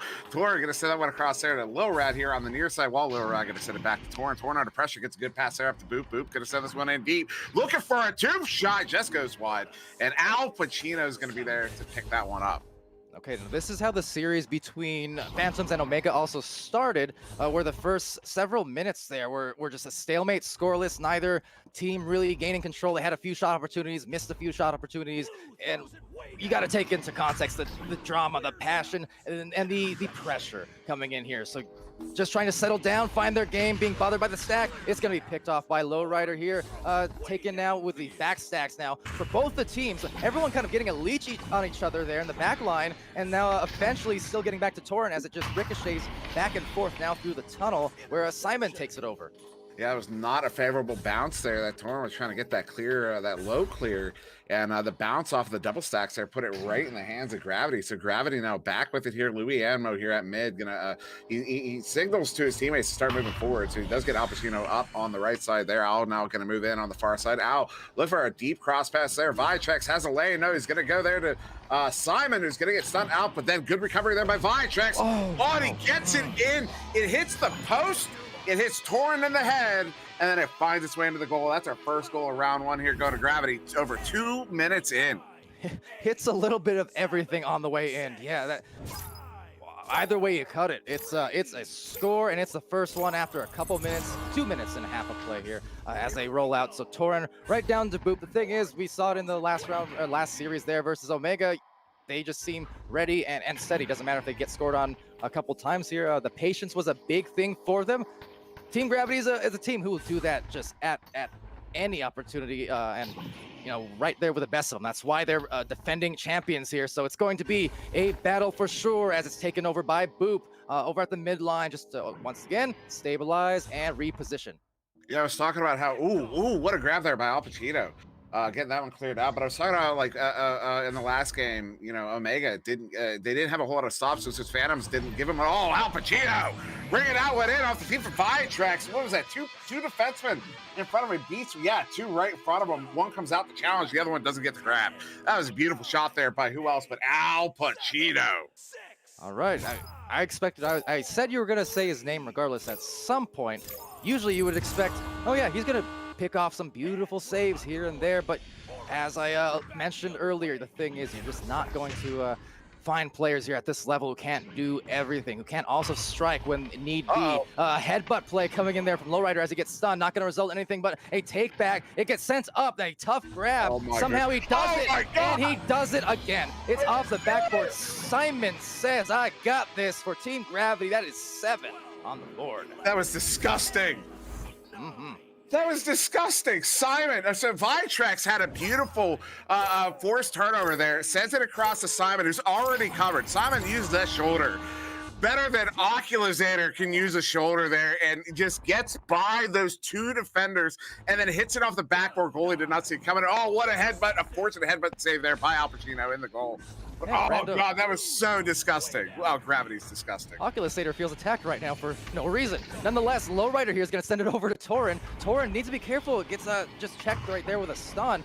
So the comms maybe not quite there as the disarray unravels. That said, trying to make a play now, but there's Gravity again. So before you know it, you think you have a couple seconds to work with, and then it's just taken away from you at the last second. And right end to end, look at that. Again, it's like a sci-fi moment where just there's nothing but empty space, and then suddenly it's filled to capacity with players thanks to their stacks, their boosts, and their scores. Simon, 9 points. He had a I don't know if it was clean. I'm going to watch this one back. You know what? No, I didn't even see that coverage. Lowrider had the cross. I saw that guy. Simon had a teammate open on the cross post there, and I'm watching it go and pass it. That's what I'm thinking. Lowrider had that lane covered. I didn't even see Lowrider. Simon did, and he sends that one in. Gravity's up by 9. strong start. This is, again, a team who's faced off multiple times, not only this season, but in the past, sometimes by different names for Phantoms and different rosters. But the same thing just remains a constant. These matches have been great. Now, it's a rough start. That said, maybe that'll kickstart them. Boop, getting a shot with not a lot of time to spare. 18 meters a second at that, and that's the first 2 points now. 4 minutes remaining here in round 1. Yeah, that's one of the shots. If you don't take that immediately, if there's even a hundredth of a second of hesitation, goalie's going to make the save on that. But no, beats the goalie there. That's the first goal there for Gravity. Uncharacteristically, or excuse me, first goal there for Phantoms. Uncharacteristically over halfway through the round. But they are on the board now, just down by 7. Still 3.5 minutes to go here. They can cut that. I mean, they can come back here. It is Phantoms. Phantoms are a team that can do that. We'll see if they can here. Yeah, you're right. Kind of uncharacteristic, but you did see that a little bit versus Omega to open up that first round. But that said, these two teams, Phantoms and Team Gravity, on Oculus venues just a couple short weeks ago, these are the same teams who open up the first round with what, 40 points or something like that off threes, and we might be seeing that start to unfold here. So in this latter half of this round, there's a 3 from Torin, and now the lead is only 4 for Team Gravity. It suddenly doesn't look nearly as dire as it was just a minute ago. No, Phantoms, again, I'm going to talk about something they do is they can beat even the fastest teams' defenses. You know, they get you caught up, they get you turned around, and they get that one snuck in behind you, and they do that there. You can't give Torrin a lane like that. He had all day to work with it, but Al Pacino trying to send that one up, hits the bow tie, gets a slap on it. But that recovery, not good there. Torrin's going to pick that one up, sends it up to Boop. Boop now moving in near side tube here, going to send this one in deep, looking for that long shot, but that one's going to go high, and Louis Enmo is there to collect it there. Still 2:40 on the clock here. Gravity is still up by 4. If they get another one here, they will be sitting very comfortable in this round as this one gets chucked in. Going to take a few goofy bounces there. Yeah. I believe there's a headbutt involved. Simon picks that one up, going to send it down to Al. Al going up, hitting Viatrax. Viatrax looking for his options, going to go over to Al there, and they're going to start pushing in. All right, well, Louis is just going to throw that directly at Torrin. Didn't really have to compensate too much. Kind of came right into the palms there. And we'll just get the clear, but is looking for someone to grab, to leech off of. There's really no one in sight, so Viatrax will just work his way into the tunnel, nice and easy. And now is going to have some time to spread the floor or direct the traffic here, communicating with his teammates on where to go. That said, look at that, taking them off guard from behind that Geo. And no stacks coming, though, because they were broken up, so it's right back to Gravity. You know, something else I saw from Gravity early on, they were set up for a clear boost, and they had both their chains like already ready for it. They were, you know, I see a lot of teams, they'll have at least one, you know, one guy with the disc and then a chain off to the side. Simon, ambitious shot there, but Lowrider's not gonna let that one get through. But yeah, this is some quick play. Boop looking for a bounce there in the trench, but that one's not gonna take. He gets it right back though, coming in on the far side, walking in, looking for a lane, looking for a pass option, has Lowrider across, actually goes for the shot. Wow. As Torrin was coming in to stun out the goalie, but the coordination wasn't quite there. We got a minute 15 remaining here as this one's going to be picked up by Louis. Louis coming in. Louis gets it for the 2, and they're up by 6 with a minute to go. Big shot in the context of approaching that final minute. Important hit there, especially, you know, following that shot attempt, the anchor, you know, coming in off the goalkeeper was maybe about to be stunned, just slightly mistimed. Not sure they needed the 3. I mean, it would have been a bad thing if they made it, then I would not even be talking right now. But it was just slightly off, and that could have been the punish that was necessary for Team Gravity to take this away at this point for this opening round. But we shall see as we do approach now less than 40 seconds. And, ooh, that is a deep fling Viatrax from just the mid-court with the utmost comfort, saying, we got this. I'm going to finish it. And he did. Wow, 14-5. Viatrax at work right now, serving Phantoms with a glass full of ice there. Yeah, that's the end of round 1 there. Gravity is going to take that one. Now Phantom's trying to get one more here, try to something they can build off of for round 2. Ooh, good grab there by Lowrider. I think it might have been just low, but no. And VR Jersey, man, what you got to say about this one? That was a beautiful showing there from Gravity. Yeah, I think for the side of Grav, it was some standout shots from individual players that seemed to get that. Simon was disgusting. The 2 shots he made, playing around the Geo and the top shoulder, and then again from Viatrax at the very end there with that mail slot, and I think those shots made the difference. I think if you aggregate all those goals individually, that equates literally the difference between the two teams. From Phantom's side, however, they looked really strong in the second half of that match. And I think one of the reasons why, and actually Sendo, I saw Sendo mention this in Twitch chat, was they were going to grab. So they were basically not letting grab have any time on the disc. They were man-marking them in their own half. So this is a very aggressive, sort of older style of play, but it is something that works very effectively if you can get on top of the other team and you can basically punish them. And that seemed to be what Phantoms were doing very effectively there in that second half. And I'd be interested to see how that carry that through to the next. Yeah, I mean, strong opening match for sure. Again, it's a position where for Team Gravity, coming out of yesterday's matches, the day one of the finals brackets, they already have a buffer there in theory. If you're them, you know, I'm sure they don't want to see it happen where they have to go into a grand finals, you know, bracket reset situation. But that's the thing. I mean, these are just, if Team Gravity is executing this well this early on, even with the added game of added series of buffer potentially there, that does spell dangerous news. So it's going to be really up to some just good stabilization there. The thing is, it's much more difficult to do that against Team Gravity here because they, just as much as any team in the league, they do it with the best of them. These two teams are both so excellent at that style. Yeah, now Gravity, that was a 1.8 second joust time. I believe their first round joust is at 1.85, so 5/100ths of a second quicker. I'm pretty sure that's 100, hundredths. As Louis gonna send this one across. It's Al Pacino. What a shot there to open up round two. Top corner pocket as Torrance playing kind of the bottom half of the rim there. That was a beautiful shot from Al Pacino. On top of that, as he had a fist flying his way. So the sheer concentration of Al Pacino again showing that can do it all. Absolutely.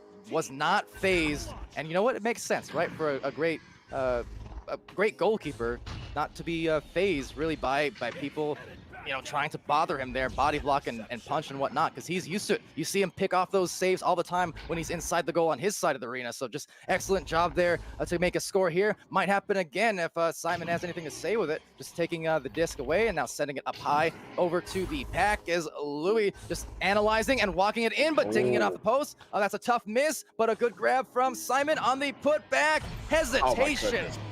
What a beautiful, just again, patience, didn't rush, was waiting to see what the goalkeeper did so he could react to it. You know, Simon's got to be the best shooter we're seeing. I don't mean, you know, there's different style of shooting. He when he drives, he's like maybe a driver. Maybe the way he drives, because the way he drives into the bubble, he hesitated on that. You know, goalie was set up for that. He knew there was a chance the goalie would get the grab on that. So he comes in the way he came in. That was just masterfully done. But Gravity, look at it, maintain possession after a turnover. But no, it's going to turn back over to Phantoms. That one's cleared back in. Lowrider picking it up. Lowrider taking the shot. Oh, goodness. I need a nap. No hesitate.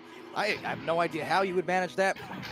Because this, like I said, these matches just wake me all up. But yeah, I think what you're getting at, these guys are unconscious. I can't fathom the Phantoms or Gravity, what they're doing here with some of these shots. Just again, full confidence and full poise and composure. We're still seeing that here being shown despite the first round loss. And you can see the attempts being made now for Phantoms to start coming back. But that said, Team Gravity will make it so tough. Just another fundamental passing play to the barrier and just not enough coverage at that juncture. Yeah, I mean, that was just it. You know, Gravity got in there too quick. The Phantoms defense wasn't able to respond quick enough. There was too much room in the bubble. You know, that's one thing I like to talk about is, you know, bodies in the bubble favors the defense. And when there's that much room in the bubble, you're giving the offense way too much room to work with. And Gravity used all of it there. But now it's going to be Phantoms back in possession. Lowrider going to send this one back to Torrin. Torrin, sending that one in, but it's going to hit that block. Bounce in. What a grab there. And a duck from that. It was like a stack duck as Simon sends that one in. Louis tracking it down. Louis gets there. He's got the time. Louis in for the 2. Gravity's up by 5. Getting some deja vu here. But yeah, almost identical plays on the goal, on the commentary for that matter. But yeah, it is a bigger lead yet, but still 6 minutes left here, 6:22. So with Phantoms rolling out, they're going to line this one up and just see, I don't know what adjustments they could make. It's tough because they're not, we saw maybe, you know, versus Omega, for instance, and that was a close match, but on a lot of these breakaway plays, there was a Phantoms player, a Phantom stack, able to get it and get control. But these, for this match in particular, you're just seeing Gravity kind of meet them with the same type of ferocity and speed coming in as the piles unfold at the midline. But now this one going to turn right back over. Al Pacino picking that one up, sends it. Oh, beautiful pass there to Simon, sending this one in deep. Goodness, what? Who is this man? And what has he done? That is another just devastating hit. Team Gravity up 11-3. Simon is again unconscious. I'm just amazed. I'm stunned in amazement from what we're seeing from Simon. I mean, just from everybody. You know, it's not a one-man team. You know, it's a team by Trex. No way.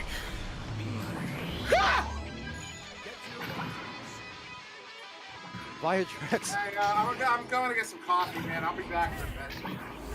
Viatrex back at it again there. Whatever he's doing on the field, sometimes it's playing that floor general. Oftentimes it's brawling, it's midfielding. Other times it's hitting those big time shots. I said deja vu. I'm going back to season 1. I'm going back to preseason. This is some common themes unfolding, and that is why I mentioned it for Boop on the last match there, how you love that 3-year experience on your team at the high level. Viatrex, same story. They will just provide whatever your team happens to need at any given time, and they'll do it with ease, it would seem, even though it's very difficult, the things that they do. No, I mean I mean Gravity is just oh hands. He was not happy about that one. He was flinging his hands around a little bit. But Simon with the juke, Simon coming in. Simon's oh god, what a beautiful feed there. I mean that's just, you know what's really interesting. Possession time in this game is about equal, but you look at shots taken, 20-7 in favor of Gravity. They're getting all the opportunities, all of them. Yeah, and you know what I love the fact too, that Simon, despite being, you know, the clear hot hand throughout a lot of this match now, although that being said, there's several players approaching that 10-point mark along with Simon, but thing is, hot hand could have justifiably taken the shot there. He still decided to go for the extra pass for a more guaranteed goal from right by that goalie's feet. So that is, I love that team play. That's what you like to see. That read there by Al Pacino was phenomenal. The pass target was already covered. I mean, that pass wasn't going anyways, and then Al Pacino just like double covered it there, getting that beautiful read on it. But Phantoms are back in possession here, stopping those clears. Was that a shot or I'm not sure, but it doesn't go in. This one going all the way down. Does it have a shot? No, it's going to go low. Phantoms are going to get their first boot, picking that one up here for Phantoms. It's still down by 13, 3 minutes to go. Phantoms have to start scoring right now on this drive, the one that Al Pacino just disrupted, if they want to stay in this. Trying to do that, just that Torin coming through right below the feet before sending it back here to Boop. And Boop looking for kind of a soft pass, still wasn't able to get it to the reception. So taking it back, Al Pacino, you see the stacks. Before that throw even went out, there was already a stack ready to go and out like a rocket. That said, trying to secure it. And just another fling down the court, but they're just kind of having trouble finding, again, that stability here because Team Gravity is just playing right up on them for a lot of these plays. Here it is again. They're so smooth. Gravity is so smooth. It's like they're in each other's heads. Like they're not even talking. It's telekinesis here. Yeah. This is Simon. No way. Oh man, I was ready. I was ready to freak out. Oh no! Oh, that would go wide as well. You can understand why they're taking the shots because I mean they hit so many of them to start. They have that lead. They can kind of afford it, and Louis is going to pop it in, take out the trash there, swing that one in for the 2. They're up by 15 with 2 minutes to go. Yeah, just again, if they already looked that strong in the first, they're looking even more calculated here in the second round. I mean, a tough happening here for Phantoms because anytime you see in any sport, esport or otherwise, I'm seeing a lot of deja vu today. Another swing to the dunk from Louis here. But Louis. It's very difficult to come back from a down 2 games in a best of 5 to complete a reverse sweep of sorts in that situation. And any playoffs, championships, hockey, football, basketball, well, maybe not football, but basketball. And, it's a tough order. These players are certainly well capable of doing it, but it's just going to be all about that rhythm now. Vicheck's a little embarrassed by getting played by it. That's how getting juked out feels. I mean, anyone who's been juked out of their shoes, that's how it feels.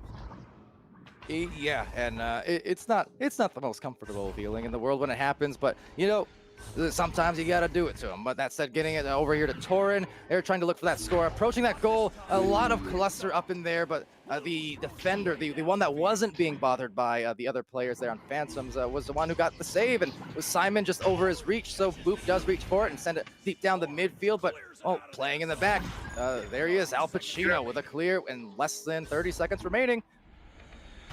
Yeah. I was going to talk about the Vicheck's a beautiful feed there from Simon. They're now up by 19. We only have is there enough 5 seconds? So we'll see. Probably I expect Gravity to come out quick. But another thing I noticed here was when we were casting when Omega was playing, we were talking about just how what a ridiculous game Taco on Thursday had. And oh no, Torrent saving that one. Yeah, we were talking about just talk on Thursday. Oh, actually, because we only have a minute here, go ahead, send it. We can be talking to Jersey. Yeah, Jersey. Hello. I don't know what there is to say about that game. It was rather one-sided. I think the real big thing going into the next round will be Phantoms trying to get a mental reset here. Grav, throughout that, I mean, first of all, I'm just going to point out, Simon both looks like Reckless and plays like him, if anyone here knows League of Legends.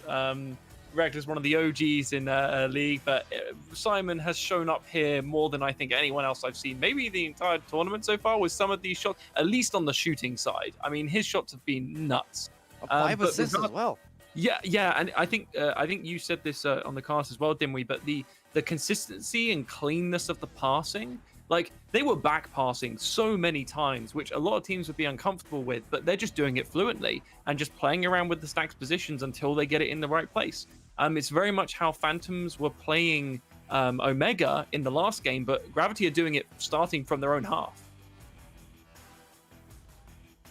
Yeah, it's just again, it's a different personality that's being kind of taken here compared to the last match for Phantoms. Now we're going to roll out into this next round here, a very decisive one about to unfold potentially, but teams, and I haven't seen it much in these situations, they are separately from tech timeouts in the middle of games.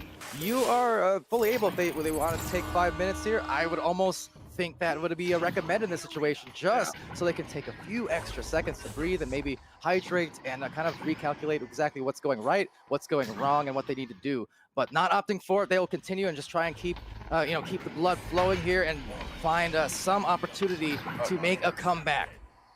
And what I was going to say before is when we were casting Omega, there was a lot of talk about Taco on Thursday, and he was so clutch in that series. He was the MVP and all that. Watching Gravity here, every single one of them has had bang up, just amazing plays that have been clutch in their moments. Every single one of them. Simon's had some ridiculous goal. Al Pacino has been ridiculous in his own goal and at mid and around on offense. Viatrex has been just a monster on his reads. Louis has been all over the goal. I mean, what a stop there as well. Oh, I mean, just another stop. They're unstoppable. Gravity is unstoppable right now. They have to feel. I wish I was on this team right now. The feeling they have to be feeling so good right now. As Al Pacino is going to send that one in, our first goal of round 3. Gravity is up by 2. Up by 2, both at the round count and the score count for this particular one. As we go back to a launch for Phantoms, trying to find that offense and get that flowing. Absolutely, Gravity is just locked in. That focus is just sharp and razor sharp. And in fact, as they get the disc back again, there's the stacks. They can taste that title again of just being the champions here of our league, VRML of Echo Arena here in Season 2, defending so far successfully, and that could be again a blessing or a curse, depending. If they keep just executing the way that they have been, they'll be good to go. But Phantoms, they need to take advantage of any opportunity if they see that pedal being let up upon, which can happen sometimes if you get too content. Oh, no. That's going to be dangerous, but that said, the dive a little bit too mistimed, as it will get to the intended receiver. That's 4 points. That's I think what we're seeing is the head game coming into play there. You know, when you start feeling beat, you can start acting beat. That read by Torin, you could see what he was going for, but just a little bit too slow. And another thing I wanted to point out, just talking about how good Gravity has to be feeling right now. You know, their first round joust 1.85 seconds, second round joust 1.8 seconds, third round joust 1.55 seconds. That's got to be in the top 10 of the season. Yeah, the speed is just nothing to scoff at. In fact, well, it does make me scoff just thinking, wow, they should not be able to do that. I'm so impressed that they can. That said, Phantom's here. They're going to be in the tunnel trying to contest that one. Lil Rad, though, just being lost in the tunnel with the stun, so it's going to be a 2-on-1. They're going to go for that wind-through shot. It's Louis here again. He has been just as much as anyone on the team. Talk about Simon. Well, Louis, the 1-2 combo just as much. He is putting on definitely the heat on that goal as well. I mean, 10 or 12 points for Louis. He's actually leading the pack for Gravity here. They have 3 players in double digits. And that was going to be impossible to stop there. You had 2 Gravity players coming in 2-on-1 against the goalie, but maybe a 1-on-1 here, 3-on-1. Lil Rad going to Torin. Gravity's got to get back. Oh, what a stop! Al Pacino, he had a man on him. He had two potential shooters there on either side, and he made that stop anyways. Gravity is on another level right now. Definitely looking good so far. I mean, 6 points on the board, 6 minutes and 20 some seconds remaining. Phantom still in control, as is usually the case. You say these matches, you can feel the rhythm in the favor of this round, you know, for one team, but we're honestly just 1 score away, 1-3 away, 2 away, it doesn't matter from this being a very interesting series. They just need to see that disc go in once. That is all they need. That's all they needed versus Omega as well, to start seeing the offense flow. So hopefully for them that can happen soon, because otherwise Gravity is going to be coming away here very, very happy as champions of this season. Yeah, and once again, it's not that Phantoms aren't getting opportunities. They are. It's just oh, wow, that almost went in. Another opportunity here. Simon.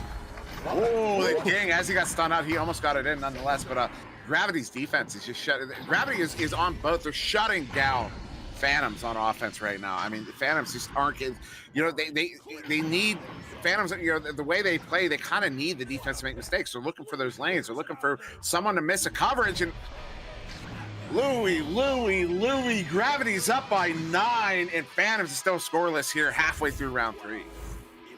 It gets into dangerous territory as well, because as this match does continue and starts getting down to those last few minutes, you will expect Gravity very much so to maybe slow it down even more. You know, just be extra calculated with it, drag up the clock, kind of doing again what Phantoms were doing earlier on in the day. That said, a fast play, and lightning strikes again for Simon. I don't even have anything. I mean, that was just they scrummed it up in the tube there. Simon saw his opportunity. He took it. Well, sorry. Took it. Well, bless you. And Simon feeling mighty blessed at the moment too, because that 3, no hesitation, but just perfect placement and perfect precision right down the aisle. And yeah, it's looking very, very tough now. Still 4 minutes, 25 seconds remaining, but the dozen points and 0 still on the board here as they do try and score, but Torin unable to wrangle that with the anchor, so had to back it out a little bit before going over here now to the bottom of the floor. You got Lowrider trying to cut in, Torin trying to cut in. You got the defense trying to cut off just about everyone here as they approach the bubble. But that said, being lost in the anchor isn't going to be there either. So right through, clear through again. Gravity's there.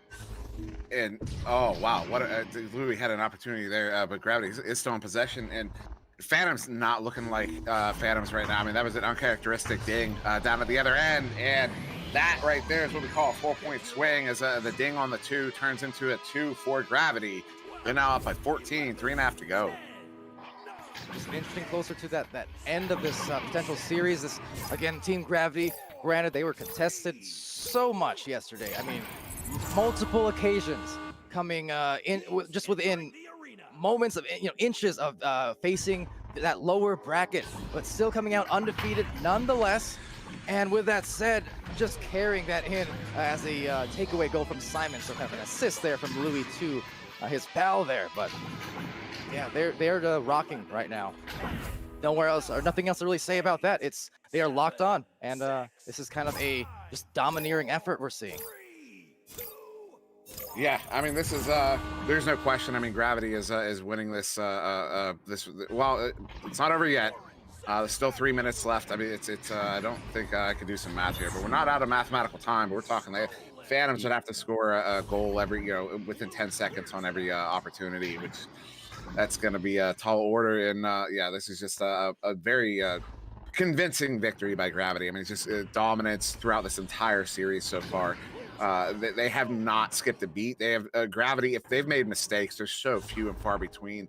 Phantoms. I mean, Phantoms. I think one of the things Phantoms does to be so successful is capitalizing on the mistakes other teams make. And if a team is not going to make any mistakes, this may be what it looks like. This is amazing play from Gravity in the series.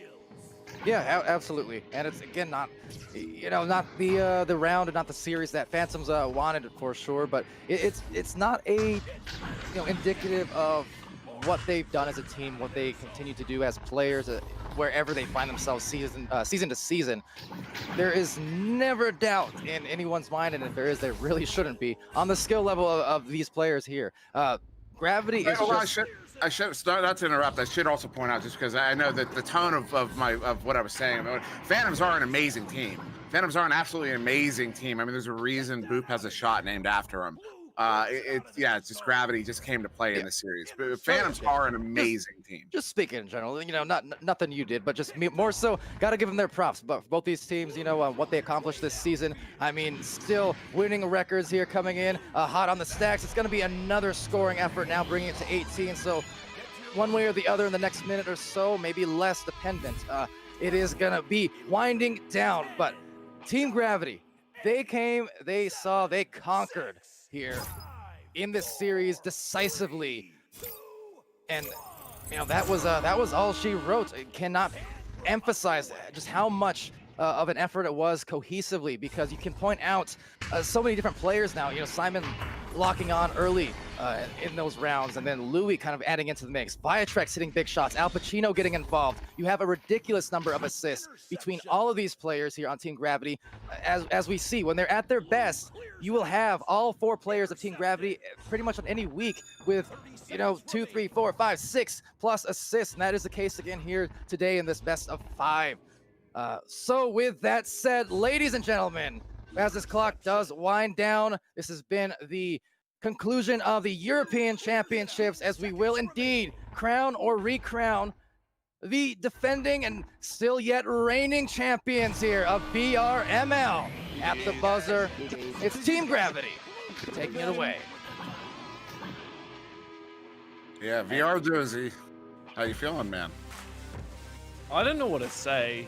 I mean, that's a rough one. I have to say, it's got to feel like Phantoms checked out mentally in that last game. It looked like they were, whenever they had the disc, it was a bit awkward.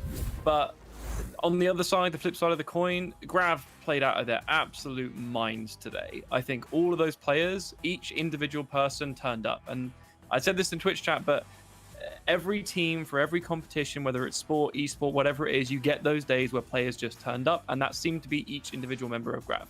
And subsequently, you saw how clean the passing was, the stacking was disgusting, the shots they were making, it was just, at the end of the day, it becomes very difficult. But I will also say that games can become very one-sided if a team ends up on the front foot and they're in the right position and right mind state, and it can just run away very quickly at these high stake games.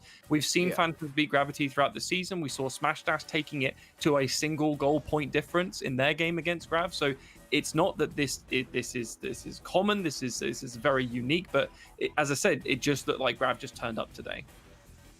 Absolutely, and turned up to the degree of just a monster scoring effort. It was pretty much no looking back. You can see, round over round, just an increase in efficiency there. You saw once more everyone just getting involved. It's like the fire started, with one in terms of just the hot hand and the main shooter, but it spread fast, and it's a dangerous kind of snowball. You see some teams in this league coming in at the high level, and they will snowball based off of I guess chaos. They thrive off of it, and they'll kind of take defenses and off balance with their style of play. For Team Gravity, it's not so much chaoticness as it is just almost a brisk calmness, if that makes sense. I know they kind of counter each other, but it's just everything is with such a purpose.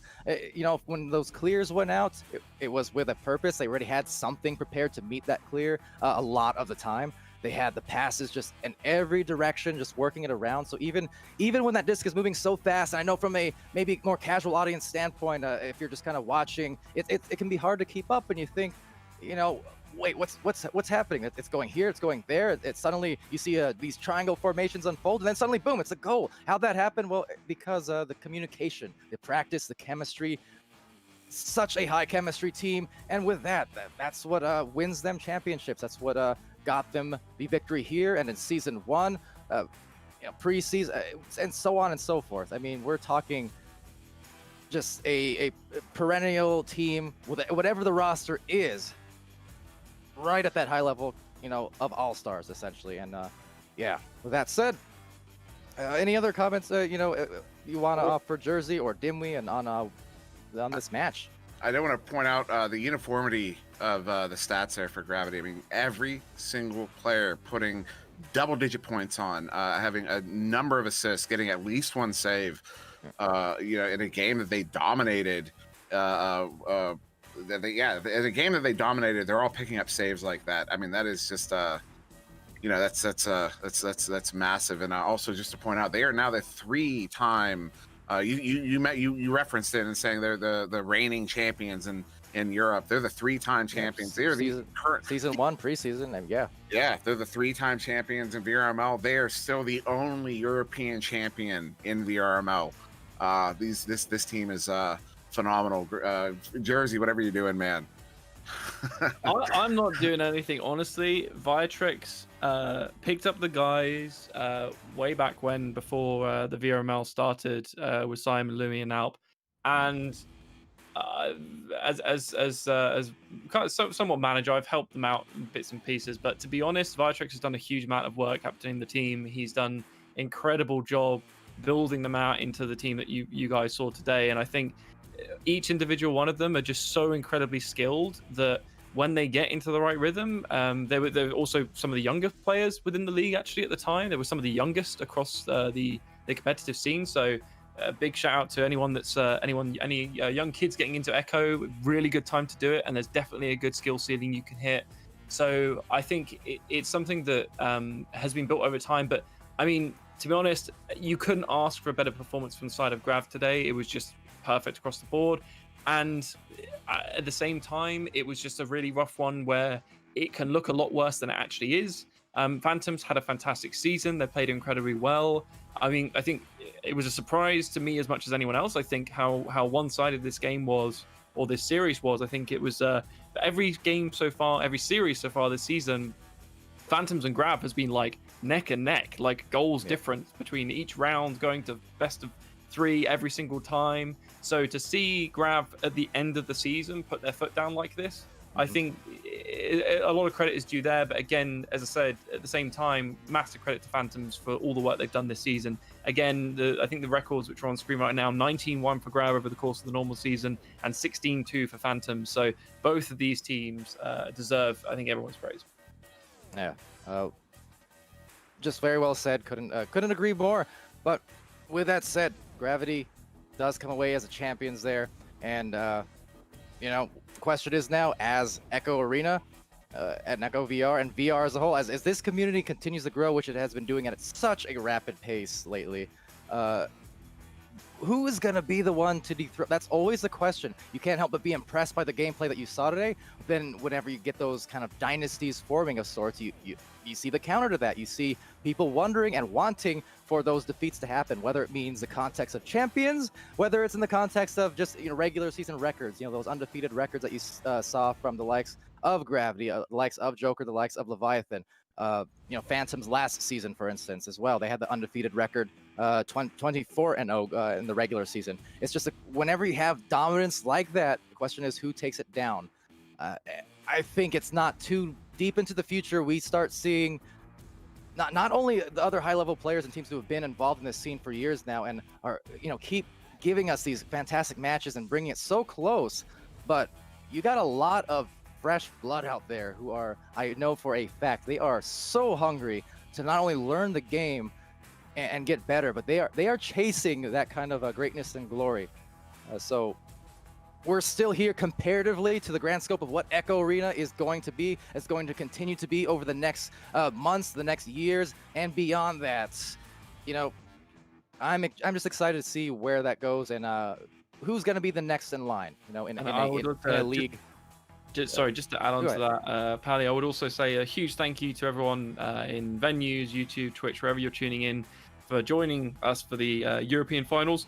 I'm sorry it wasn't the close game we were expecting, but I think throughout the course of this series, throughout both yesterday and today, we've had some absolutely stunning matches. So I think it's been well overdue that we had one stomp. I just wasn't expecting it to be in the finals, to be completely honest. I think this is the only game we had that was this one-sided.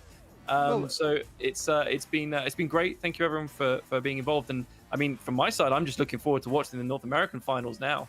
I was gonna say, yeah, we still have time to go here, but again, thank you, as Jersey said, for joining us wherever you are in venues, especially Oculus venues there, and Twitch, Facebook, YouTube, and of course all the channels wherever you are in the community, Discords, the Reddits, the Twitch chat. I mean, again, all of you guys' support means a lot. Like I said, we are still comparatively in the good old days, so there's still more greatness to come for sure, and that includes in North America.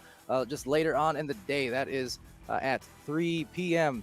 Pacific time. That's 6 Central. So it's coming up in the not too distant future now. Just about 4 hours away is when the pre-show will begin. So tune in for that, all in the same places, the same channels, and what have you, for that exciting conclusion. Now, one more thank you to our sponsors as well for, again, the fantastic opportunities they provide to our communities in VRML. That is a Pro2 VR, VR Cover, Buff Reality, Vix Gaming, and VRware.net. Again, all the support in the world showing here and contributing to this $3,500 prize pool that these teams between the regions have been competing for. So with that said, tune in later on in the day for the next streams and the conclusion of our season in North America and the season in general. I've been Palidore. That has been VR Jersey. We got so much for subtlety on the camera. SirDimwi casting with me in the finals there. All our league mods, whether Gilligan here in the voice channel with us kind of coordinating, as well as Alacost, Dano McFabulous, Echo Zero, Nada, Princess, Sneaky Evil, and Wit. Thank you to all and to all. Well, be happy, healthy, safe, and we'll see you again really soon.